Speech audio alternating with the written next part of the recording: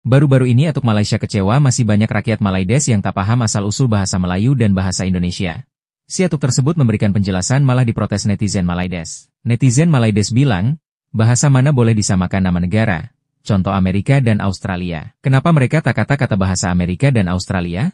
Mereka tetap guna bahasa Inggris. Indonesia Malaysia bahasa dengan negara nak disamakan. Ujar netizen Malaides. Sebenarnya itu hak negara masing-masing ya guys. Kenapa Malaides malah sewot? Setiap negara ada sejarahnya dalam konteks negara masing-masing. Netizen Malaides malas membaca resolusi Sumpah Pemuda Indonesia tahun 1928. Akhirnya mereka tak berhenti-henti usik kemajuan bahasa Indonesia. Ada seorang netizen Malaides berkomentar, kenapa tak guna bahasa Jawa sahaja? Tanya netizen Malaides. Meskipun suku Jawa paling banyak di Indonesia ini, tapi mereka tidak memaksakan harus pakai bahasa Jawa.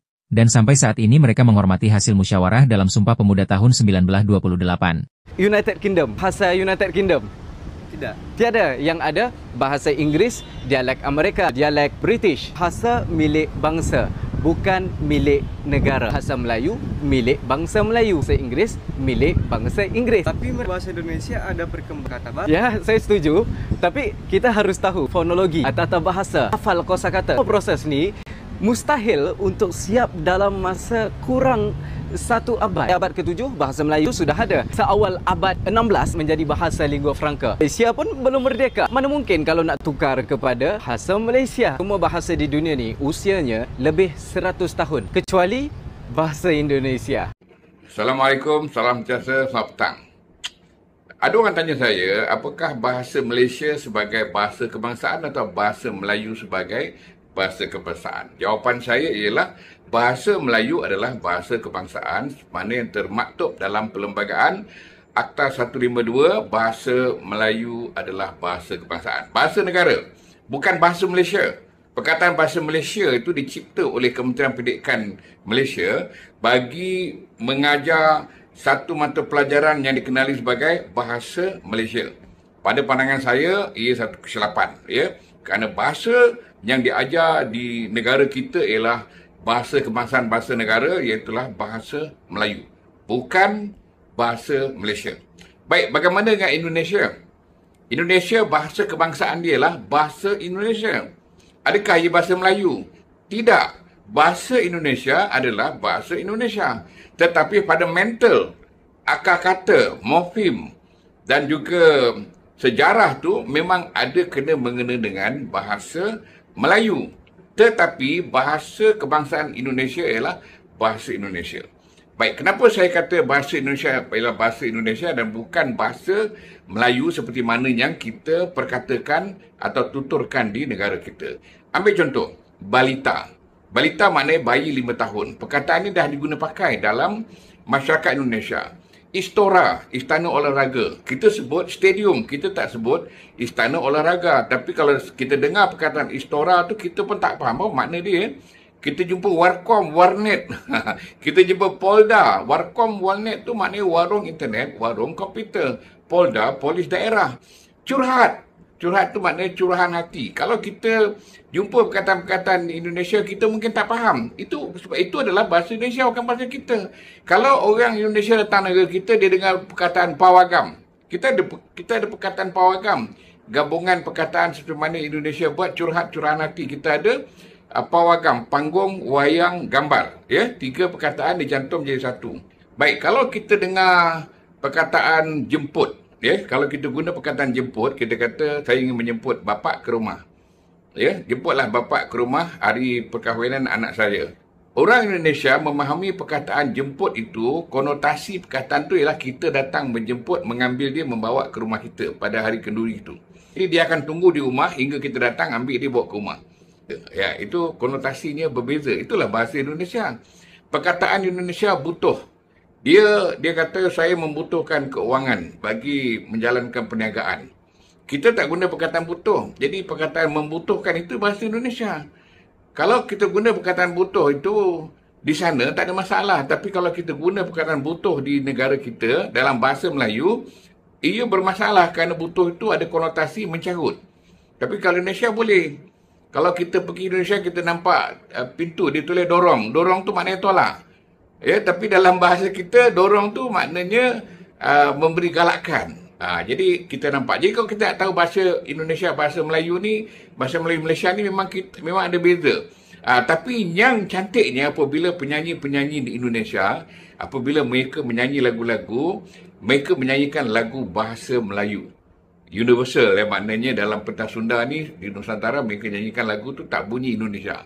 Kita dengar lagu Broring, kita dengar lagu Bob Tutupoli, kita dengar lagu Mary Go Slow dan ramai lagi penyanyi-penyanyi yang kita dengar lagu Indonesia ni bunyinya Melayu Nusantara. Dia tak bunyi Indonesia. Ya? Jadi sudah jelas bahawa bahasa Indonesia kekal sebagai bahasa kebangsaan Indonesia.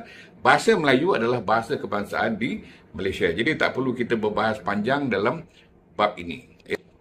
Sekian. Assalamualaikum. Salam sejahtera. Baru kali ini ada yang bisa memberikan penjelasan bagus terkait perbedaan bahasa. Atau ini menjelaskan kepada mereka bahwa bahasa Indonesia sudah jauh berbeda dengan bahasa Melayu. Yang disayangkan bahasa Melayu tidak semua warga negaranya menggunakan. Malah senang bahasa penjajah mereka yaitu British. Semoga Malaides ke depan bisa menggunakan bahasa kebangsaannya di semua kalangan rakyat Malaides. Amin. Akan ketuk tongkat sakti ini supaya kerjasama Malaysia-Indonesia ini akan lebih diperkukuh. Saya nak dua perkara berlaku. Pertama, kita mesti menerima bahasa Indonesia itu sebagai bahasa rasmi kita. Untuk Malaysia, untuk Brunei dan untuk negara Indonesia juga. Tidak mungkin kita boleh rapat dengan Indonesia kalau kita terus bercakap dengan bahasa yang lain. Orang Malaysia ni dia suka cakap Indonesia. Kalau kita bawa di Jakarta, belum turun kapal terbang, dia dah cakap Melayu dah. Dia dah cakap Indonesia. So, rasa bahasa Indonesia itu sangat universal. Dari segi perundangan negara, tidak ada pun istilah bahasa Malaysia itu digunakan. Dari segi sosial budaya pun, fitrah di mana-mana. Kita itu diberi nama dengan mengambil nama kelompok bangsa yang menuturnya sebagai bahasa ibu. Walaupun kita kata bahasa Indonesia, kalau ada dalam bahasa Inggeris, dia tak panggil Indonesia language, Indonesian. Bila ada Indonesian tu orang. Dan kalau kita guna bahasa Malaysia, nama Inggerisnya Malaysian, bukan Malaysia language. Contoh bahasa Inggeris, dituturkan di Australia, dia tak bagi pun nama bahasa Australia. Dan bahasa kelompok, atau itu di Inggeris. Bahasa Inggeris dituturkan di Canada. Bukan, bahasa Inggeris.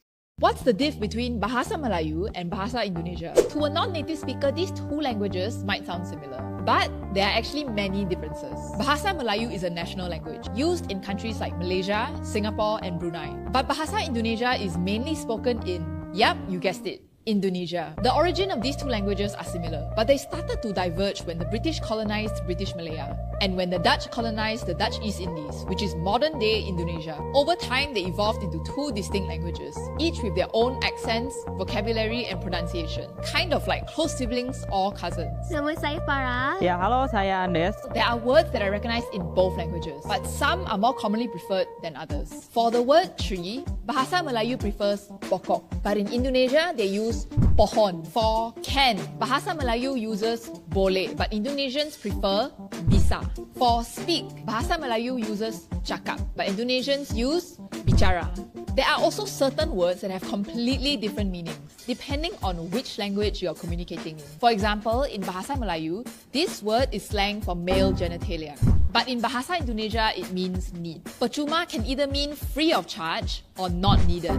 Saying bercinta can mean in love or to make love.